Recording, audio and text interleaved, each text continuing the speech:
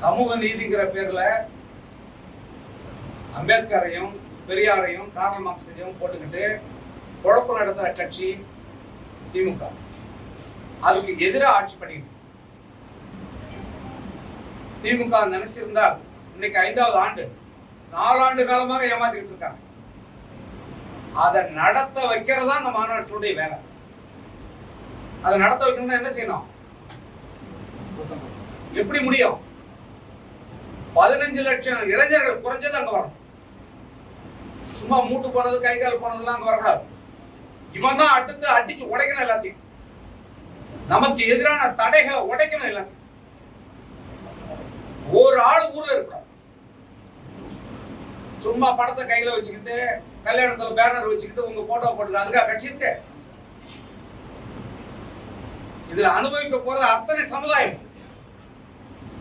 ஒடுக்கப்பட்டு கீழே தள்ளி மிதிச்சிட்டு இருக்கிற வஞ்சிக்கப்படுற அனைத்து சமுதாயத்துக்காக பாட்டாளி மக்கள் கட்சி போராடிட்டு இருக்கு. இவங்க 2 பேரும் என்னங்க எவ்வளவு போராடுறாங்க, எவ்வளவு உழைக்கிறாங்க.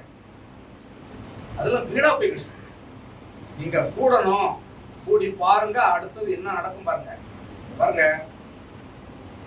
தமிழ்நாட்டில் இருக்கிற தலைவர்கள்ல இந்தியாவை ஆளக்கூடிய தகுதியை யாருக்கு இருக்கு? ஒரு ஆள் சொல்லுங்க, யார்கிட்ட சொல்லுங்க. நான் சொல்லுங்க, யாருக்கு இருக்கு? தமிழ்நாட்டே ஆளுறது தகுதி இல்லை. இந்தியாவை ஆளக்கூடிய தகுதி யாருக்கு இருக்கு? அவருக்கு தான் இருக்கு. ஆனா அவரை நமக்கு என்ன பண்ணி வச்சிருக்கோம்? அவரை எதுக்குள்ள போட்டு வச்சிருக்கோம்? 4 விழுக்காடு 5 விழுக்காடுக்குள்ளே அடைச்சு வச்சுக்கிட்டு இருக்கோம். ஒண்ணும் இல்லாதவங்கள ஆட்சியில் அமர்த்திக்கிட்டு இருக்கோம். இந்த முறை 2026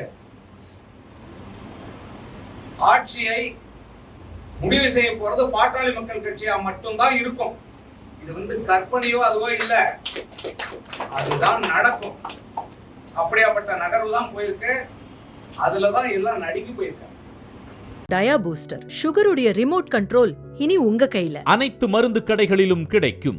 செய்திகளை உடனுக்குடன் தெரிந்து கொள்ள கீழ்கண்ட கேபிள் மற்றும் டிடிஎச் நெட்வொர்க்குகளில் எம்நாடு செய்தி தொலைக்காட்சியை காணுங்கள். பாதகம் செய்பவரை கண்டால் நாம் பயம் கொள்ளலாகாது பாப்பா. மோதி மிதித்து விடு பாப்பா, அவர் முகத்தில் உமிழ்ந்து விடு பாப்பா. அண்மை செய்திகளை உடனுக்குடன் தெரிந்து கொள்ள இணைந்திருங்கள் எம்நாடு தொலைக்காட்சியுடன்.